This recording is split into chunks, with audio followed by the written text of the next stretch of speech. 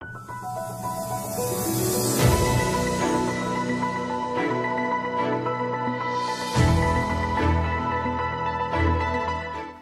वालेकुम, खलीज उर्दू में खुश आमदीद। नजर डालते हैं आज की अहम खबरों पर।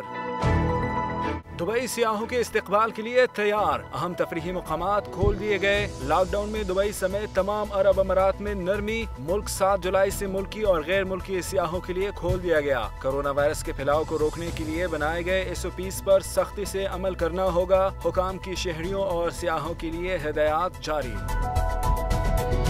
मुत्तहिदा अरब अमारात में 993 मजीद अफराद ने कोरोना को शिकस्त दे दी।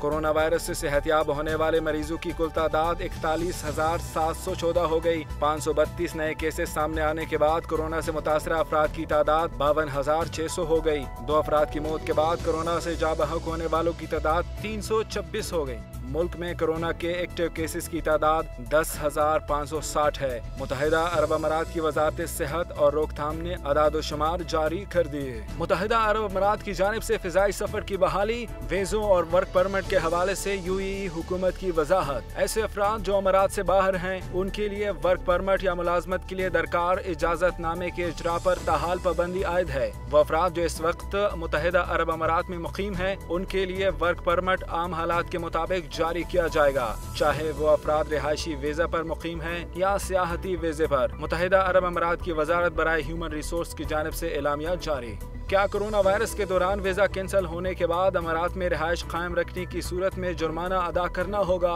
गल्फ न्यूज से सारिफ का सवाल। रिहायशी या वीजा कैंसिल होने वालों को जुर्मानों से छूट नहीं दी जाएगी। ऐसे अफराद जिनके वीजा जात कैंसिल कर दिए गए हैं, वो या तो मुल्क छोड़ दें या वीजा में तोसी के लिए या नए वीजा जारी करने के लिए दरखास्त दें। अमर सेंटर का खारजा रिहायशी उमूर के डायरेक्टरेट जनरल के हिदायत का हवाला देकर जवाब। ये थी अब तक की अहम खबरें। मजीद खबरों और अपडेट्स के लिए हमारे चैनल खलीज उर्दू को सब्सक्राइब कीजिए और बेल आइकन दबाइए। तब तक के लिए खुदा हाफिज।